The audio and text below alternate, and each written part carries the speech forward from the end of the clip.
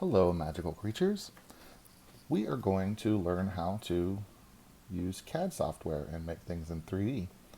And what I like to do when I'm showing people how to do this is give us a task that involves real world stuff that we can measure, turn it into a 2D drawing, because that will help us when we get into software, and then translate that drawing into what's called a sketch in the CAD software, which is just a digital 2D drawing, and then we'll do the quote 3D operations on that drawing. And that way we'll make it really simple and we'll translate it into something more natural. So let's get started. We got these little pieces of metal here. This is a T-slotted aluminum. This is really tiny stuff here you can get on Amazon. I'll post a link in the description, I suppose. And the goal for today is to create a bracket. And our goal, we want to make something that we can bolt onto this rail here and keep these at a 90 degree angle, right? So that they're a solid piece. And the way T-slot works is that, come on camera, is the way it works is that it has this, T slot in the aluminum, and you put a bolt, one of these little guys here, put it in the thing, and it's shaped to match, and then it's captured, and then you put a bolt in there, and for a bracket, then you make these little brackets, and by putting the nuts in there, the bolts and the nuts through the holes in the channel and tightening them up, and then you'd have this solid piece. So we're going to be making this, which is a really good candidate for your first attempt at doing CAD. And normally I would measure the T-slot itself, because since we're making something to connect, but since this is our very first time making a thing, we will just replicate this thing that already exists. So, you do not have to draw very well. In fact, despite having an art degree, I will not. So how do you do this? For today, we'll just measure this thing directly. These are called calipers. You can get them for $5. The cheap ones that are $5 aren't necessarily repeatable, but you see I'm using my thumb. I'm just sort of pulling this open, and then whatever you put in the middle here, you push on, and then now we know that that's 10 millimeters. And the cheap ones, you'll want to do that a couple of times. There's sort of an average. There's a little bit of slop. It's not super accurate, but it's accurate enough for almost anything that you're going to do. These ones are a little more precise. They tend to get right there on the money more often. But so yeah, we know that this thing is the skinny parts there, 10 millimeters, we'll say, and then we know that the length here is 30. How long is the length here? Oh, it's 30. So this is going to be part of a square. So 10 millimeters on the skinny sides, 30 on the thing. So let's draw that real quick. This is a L shape. Boop. So we'll draw an L shape. And we measured the long part at 30. You'll want your stuff to be, we're just going to say 30. And so the way you annotate this is usually on the outside. You sort of say this hole from this edge to this edge is 30. And then we said the skinny part here was 10. Right? So far, so good. We've got a shape. We want to do these holes. Holes are a little more difficult. In the CAD software, I'll go ahead and save you some effort. In the CAD software, you usually put the center of the hole somewhere. And so you measure where the center is, and then you define the radius. All the radius, right, the screws go in here, have the circular diameter, or the radius is the half of that. So we can actually put the calipers. Is it even, do we need to be that detailed? Put the caliber sort of in there and then spread it. So this side, we used this side before. Measure the outside. The other side is for inside measurement, to measure the holes. probably hard to see, but we're in there. We sort of spread it out, and now we're saying it's about 3 millimeters. I usually sort of kind of put tension, making it go out. So we got 3 millimeter holes. So we're going to say, just mark that somewhere so we don't forget. And then measuring the inside of the hole is a lot more difficult. There's lots of good ways to do this. For today, we're just going to guesstimate from the edge. We're just going to go, we know it's in the center. That's reasonable for us for this bracket. The little imaginary point right in the middle of the hole is probably halfway between the 10, right? Right at 5, halfway between that width. And then we're just going to guesstimate the center of the hole for today because it's not super critical. And so I'm just going to do roughly that. So 5 millimeters also. So I'm going to do one hole. I'm going to point, I'm going to say that's at 5 millimeters. And I'm going to say that's at 5 millimeters. So we have that sort of marking there. Look, it doesn't have to be drawn well or spelled well. These are just notes for yourself. You're just communicating to yourself, so there's no pressure. So then I'm just going to estimate the middle again here and say, oh, that looks like 10 millimeters from there to there. So then from here, boop, boop, boop, is another 10 millimeters. And then let's go ahead and do one more. Typically, once you figure out one, you kind of know all of them. Yeah, so they're like at about 10 millimeters again. So we could go from the outside down if we wanted to be more accurate. Let's say that's like 5 millimeters from here. So we're just marking the stuff for ourselves so we can communicate to ourselves. Another way you could do this real quick is you get the diameter of the hole and then you do some math. So you say, well, I'm going to measure from the closest part of this hole, which is, you know, the camera's not cooperating, but now I've squeezed from the outside edge to here, and that's like 3.5. So 3.5 plus half of the hole, which is 3. So, I mean, the hole is 3. Half of that's 1.5. 3.5 plus 1.5 equals 5. So it looks like the center of the hole is indeed 5 millimeters in from the outer edge. And you sort of do things relative to your, you know, to something that you can measure easily, the outside bounds in some way. And since I drew it like this, we're going to go from up here, or go from down here.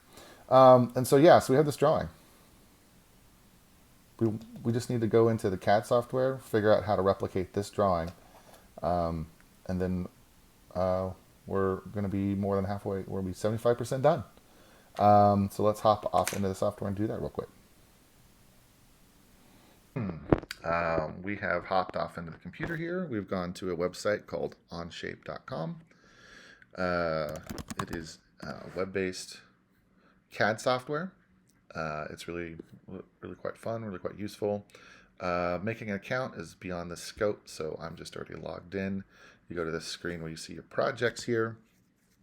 If you remember from just 2 seconds ago, we had this drawing. I've already copied it over. We'll have it on the right for reference. And what you want to do when you get logged in is, and you see this sort of view for yourself of the stuff you've made, which you know will be empty. Upper left-hand corner, click Create. We want to create a document. We're going to name this, let's see, my first bracket, yo. And you can only create free and open source public documents with a free account. So hopefully you don't have plans on making millions of dollars off of our bracket today. And you're greeted with this sort of 3D view, and you can roll over it. You see how it turns yellow. And these are just the planes, right? The front, the right. So if you had like a 3D object, like a cube here up in the right, the top, the front, the right side of it. And if you click the cube, it'll orient the camera to be the top view. There's this little corner here, rotates it back to that diagonal. So you're just sort of, this is how we sort of navigate in space. We can just pleasantly just, and then you can see the thing match. We're going to use that a bit today. If you remember from now a minute ago, we had this view where we were drawing the bracket on the table, right? And I think that's a good conceptual model. That's why I chose that angle, because we're going to literally redraw that bracket on the table, and we're going to say the top view is the table. We're going to say in CAD, we frequently the mental model is looking down on the table, and we want to sketch. We want to take our sketch and convert it, our drawing, and to convert it into a quote sketch. You see all these buttons across the top. We actually don't need any of these right now, except for this one called sketch. And on the left here, we have these labels. This sort of a stack of operations will appear on the left as we go. So keep your eye on that. I'll try to call it out. But everything that we do will show up in like a little vertical history on the left, and starting with the sketch. So we click the sketch button. This little thing pops up. There's this little blue, so it's got a name. You can name it. There's this blue thing that shows you selected, and it's the sketch plane. So the first thing we have to do is, what plane do we want to draw on? If you think about the real world here, we could have drawn on the wall, which would have been front, right? Or maybe right. You could, but we drew on the table. So we're gonna select the table. Now there's that box around it. It's saying, okay, well that's where we're gonna draw our sketch. Sketch plane is now top plane. If we select it, if we select that blue box again, we could select this. We could draw on the wall if we wanted to. Now there's a little blue border around that other thing. But we're going to do the table. So we're on the table. Now that we're on the table, you may have noticed that these tools changed up here. I'm gonna go ahead and cancel that. Hit X, right? There's check for accept and X for delete, or not accept. So we're gonna cancel it. See how there was that little thing on the left there. It'll come back in a second. But we didn't actually do anything real. So we're gonna do it one more time. So sketch, have this blue box selected. See how it appeared on the left, but it's red. It's not done yet. It's like you still have more stuff to do. And we have to select the plane. But we'll see how the top bar changed and it's grayed out. You can't actually do anything. One more time. See these? There's like a little hose called sweep, extrude. When you select sketch, the toolbar changes. You're going to find that model a lot in a lot of CAD programs. The icons are small. Keep an eye out for it. It usually means, hey, you've done an action that allows you to do some new thing you couldn't do before. And that's what we're doing here. We say select sketch plane, select the table or the floor. This toolbox changes. And we want to draw on that plane, except it's a little noisy now, right? This is kind of confusing. We could turn these off, which is helpful. As long as we turn the right things off, I guess. Another thing that you can do, which I mean, I usually do all of these things, is you can go over here where you said before, we hit the top of that box, and now we're just looking at it from above. And while we're in this move, we haven't done anything yet. We've selected a sketch plane, but we haven't actually drawn the sketch. And so we want to do that in this moment. And you typically start in relation to what we always call the origin, which is like the middle of the world, right? And it's the mathematical middle at 0, 0. And I'm rolling over it now, and it existed the whole time. It's just that dot, and you can select it and do stuff with it. But in a 2D sketch, we just sort of care about being on the table, and what we want to do is recreate that drawing on the right? So I mentioned that it's the shape of a square. Typically, starting with squares is a pretty good idea. And so there's lots of ways to build this. There's no wrong way. So, but we do have these drawing tools, and we can draw a corner rectangle, or we could draw a center point rectangle, or an aligned rectangle. I've never actually used a aligned rectangle. Center means from the center of wherever you click, and corner means from the corner outward. There is a circle, an arc, all these other fancy shapes. Today we just need one of these rectangles. It doesn't matter really which, but we'll do both. So corner rectangle, let's do it. I select it. Now you see I have a crosshairs for a mouse, no pointer anymore. That means that it's in tool mode. And we're going to select from the origin, like I said. We're going to click once. You see how you got that little zeros, and as you drag it outward, you just sort of move the mouse around. See how it's going from where we clicked outward, a corner rectangle from a corner outward. And we said it was 30-30, so we could like make it 30-30. But it's actually kind of hard to do, like to get right at 30. Right, that would be annoying. So we'll deal with the measurements sort of as a secondary thing. But this is one way to go. And you click again, and now you have the rectangle. I'm going to undo that. I'm going to actually choose center point rectangle so you can see that. So now when I click, it's going to draw outward from the center. That's really the only difference. So you're drawing rectangles just from like a different origin point. Now we have that one. We have that shape.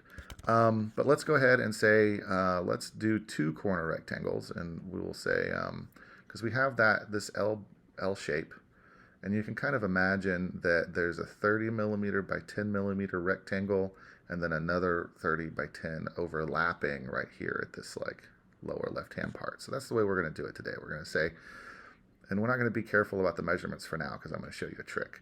So we sort of have these 2 overlapping things to make a bracket. That seems, right? Okay. But it's not the right measurements. How do we do that? So, see how we have the tool selected? It's like you can continue to draw more rectangles. See, I only selected the tool once, but I drew multiple rectangles. Let's do it again. See, I can draw another one and another one.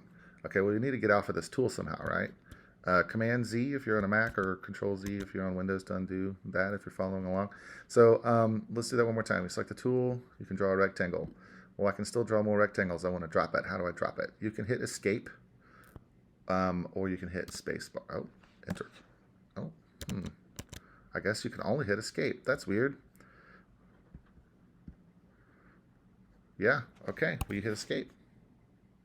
Most CAD programs, you hit spacebar, and you can also drop it. Anyway, so that's called dropping the tool in a lot of programs. Just means you're done. You can also hit the button again and deselect it. So it's sort of a toggle on, toggle off sort of deal. And then go all the way to right.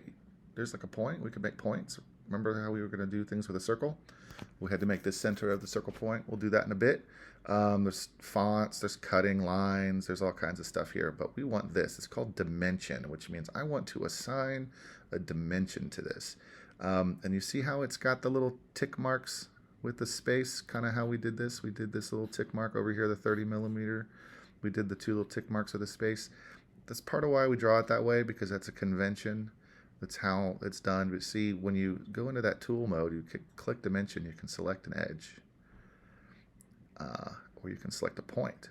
And when you select an edge, you click on the edge just once, boop, and then you move the mouse, and now it's telling you how big that edge is, 4.886. And so that's a way of measuring things. And if I click again, boop, now it's opened up and it's going to let me type things. So I'm going to hit 30 because it's 30. And now it's 30 tall. You see how it shrank a lot of things? That's because nothing else has been set in stone. We haven't said, no, this can only be 30. It can kind of be any dimension until you tell it otherwise. So we're still on this tool because remember it's a toggle on, toggle off. We're going to go select this edge again. Oh, we got another measurement. This is 34. So I'm going to click, boop. And then now I've got the little thing to type in again. And I'm going to type in 30. And I'm going to hit enter and see how only the one side changed and not the other side changed. That's because the other one, we manually said, hey, this can only be that dimension there. And so that's the 30, 30. But what about these 10s, right? So you select this edge. And then if we were to click and drag out, we could type in 10. There's one other way to do it. That's by points. So you can select 1 point and then another point. I've clicked 2 points, and now I've got these by points, which is sort of potentially helpful depending on what you're building. So that's 10. See how it's the only thing that got wide? One more time, I'm going to select this point and then this point, and now all of a sudden I have this little line. Now it's 10. So 10 by 10, that's our bracket. And that's pretty rad. But now we got to do these holes. How are we going to do these holes? Okay, so these lines, they're solid lines. And in the CAD software, the solid line means that when we complete the sketch, we can do 3D stuff to it. This is like a kind of like a bracket, actually, or a piece of paper. It's a solid shape that you can manipulate in 3D. There's another type of line called a construction line, which is just sort of saying like it's not real. It's just a imaginary reference to things. And you can't really manipulate it. You can only just say that it exists. It's just sort of a measurement that we'll reference for later. And the way you make those is actually pretty straightforward. You select a tool, any tool. So we're going to make a rectangle in this case, a corner rectangle, because it's been handy for us so far.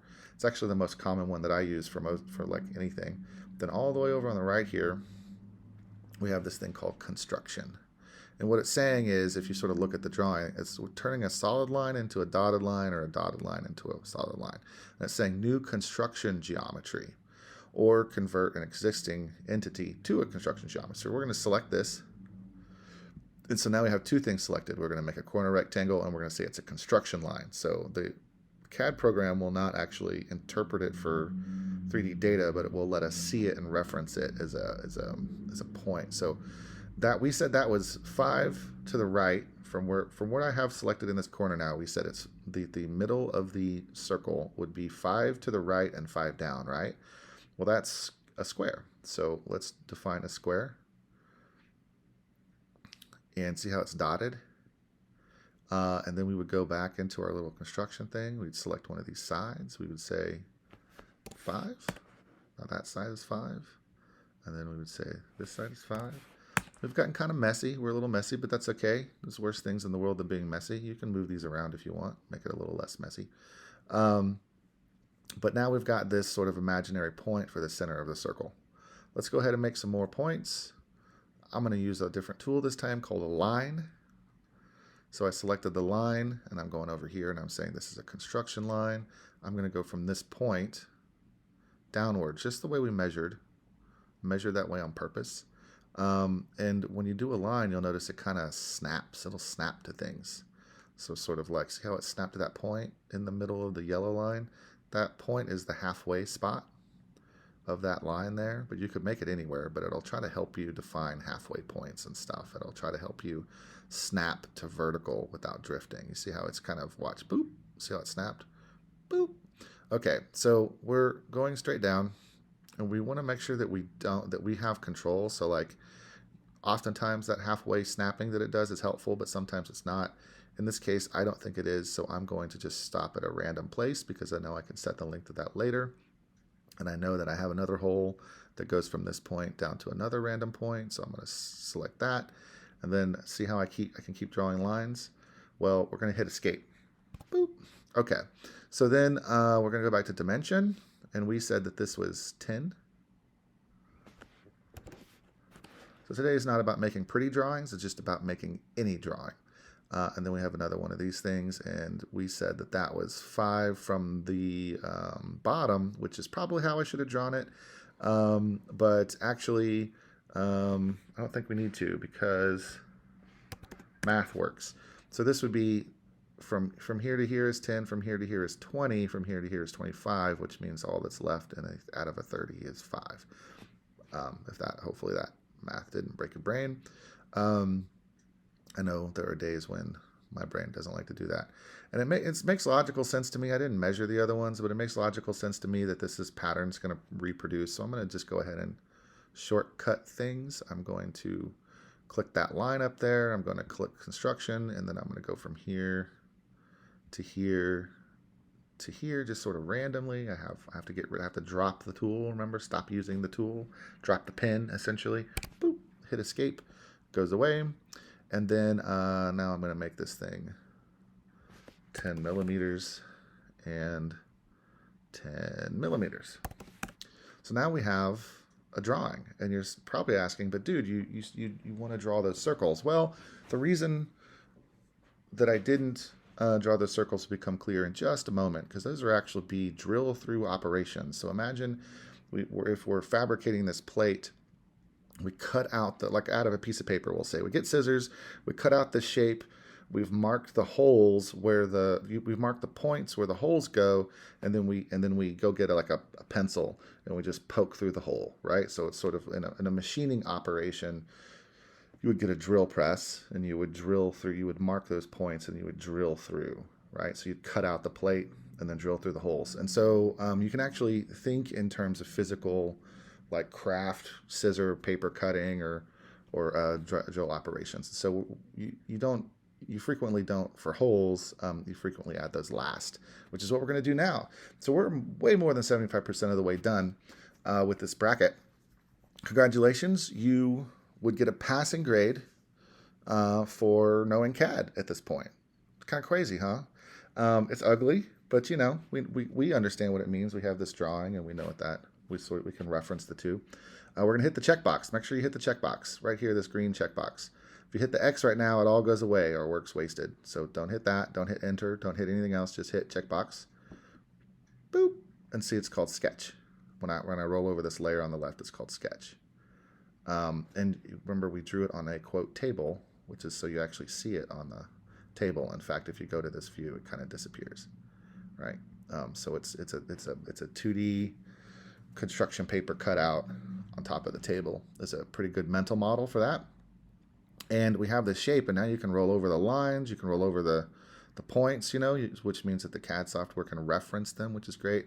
I'm on a laptop, and I'm scrolling in and out, and I think that works for all mouse devices if you're scrolling in and out. So that's just me zooming, and it'll zoom kind of wherever I put my mouse. So if I wanted to zoom in over here, you know, that's not very helpful, but that's where I'm zooming to. So you can zoom in and out to this point. The other thing you can do is just always sort of hit back to here, that up in the upper right hand corner, it'll reset you. So I'm going to roll my mouse just sort of somewhere over the little thing we want to look at. I'm going to zoom in.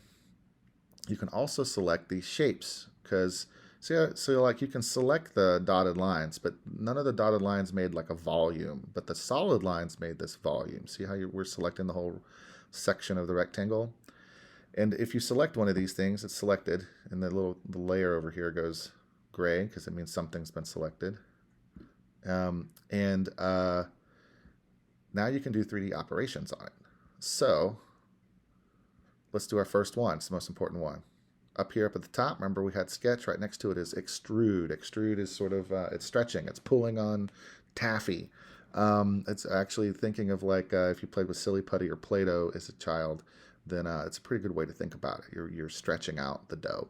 A lot of these actually are that kind of operation. So we've selected this volume, this rectangular shape, and we're going to hit extrude, and then now all of a sudden we have this 3D rectangle. It's got an arrow, and you can make it go up and down, but if you notice on the left, it's saying the depth is 24 millimeters. Or 8 millimeters or whatever. So you're just extruding, you're just sort of stretching it out to some thickness. And if you notice over here, it says faces and sketch regions to extrude. Well, what does that mean? It just means like, what do you want me to extrude? You can actually select the tool the same way we selected sketch, and then it has this blue thing here. And as long as this blue thing is selected, because you can select other things, as long as that blue thing is selected, you can sort of select volumes to add into the shape. Look, we got a bracket. It's just way too thick. I didn't measure the bracket in the last section of the video, but I can tell you it is 1 millimeter thick. And so we go into the depth and we hit the 1 millimeter, and then we hit tab. Tab, I think, is actually the selection key in on shape. So give that a try instead of escape and see if that works for you. But you frequently, in these CAD software programs, you frequently see how I typed it in. I'm typing in all these numbers, and it's doing nothing. But it's because I haven't hit tab. So I hit 10 and then tab. And now it's like, oh, okay. We wanted it to be that thick. So now we have a 1 millimeter bracket. Actually, it's 2 millimeters, but doesn't matter for today. And then again, we have to hit checkbox. If we hit X, it goes away. We want to be in solids, not surfaces. Those are different. Let's just ignore them for today. Just make sure you're in solids. That's it. That's really all you got to do for a basic bracket. Notice the sketch is now grayed out and the eyeball is off. I think most of the time that's pretty good. For us today, it's not good. We want to show that because we need the construction lines, because now we're going to make holes. So we've got this bracket, and imagine that you've taken this to your workbench and you now want to put the holes in it. So the way you do that is with a hole operation, which I am not seeing, probably because There you go. I made this wider. So you have these Boolean operations, add, subtract. Here it is. Look at that guy. It's called hole. Makes sense. So now you've got this thing.